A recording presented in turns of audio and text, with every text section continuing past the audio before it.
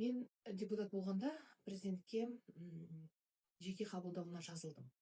Қабылдауына кіре алмадым. Менің жазған хатымды президент администрациясы оқып, маған шын айтсам, мәжілістен, партиядан, барлық жақтан тағы да қысым жасалынып, хатыңызды қайтып алыңыз деді.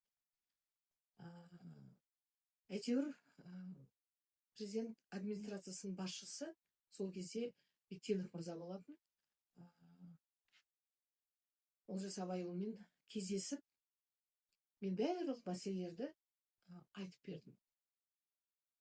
Олардың шешімін табамыз деп мені жіберді әйтеуір. Біраз уақыт өтті, бірде-бір шешім ешқандай табылған да жоқ. Сонымен сол сұрақ сол күйінше қалды. Енді бұл мәселе мен депутат болғанда президентке жеке қабылдауына жазылдым. Қабылдауына кіре алмадым. Менің жазған хатымды президент администрациясы оқып, маған шын айтсам, мәжілістен, партиядан, барлық жақтан тағы да қысым жасалынып, хатыңызды қайтып алыңыз деді. Әйтеуір, президент администрациясының басшысы сол кезде Бектенов мырза болатын. Олжас Абайұлымен кездесіп, мен барлық мәселелерді айтып бердім. Олардың шешімін табамыз деп мені жіберді әйтеуір.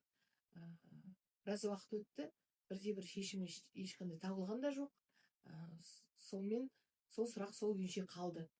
Енді бұл мәселе мен депутат болғанда президентке жеке қабылдауына жазылдым. Қабылдауына кіре алмадым.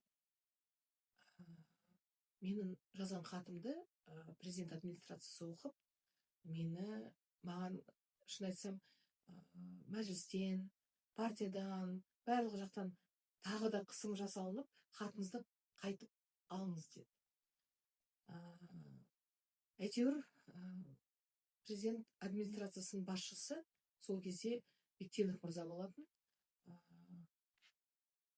Олжас Абайұлымен кездесіп, мен барлық мәселелерді айтып бердім. Олардың шешімін табамыз деп мені жіберді әйтеуір. Біраз уақыт өтті, бірде-бір шешім ешқандай табылған да жоқ. Сонымен сол сұрақ сол күйінше қалды. Енді бұл мәселе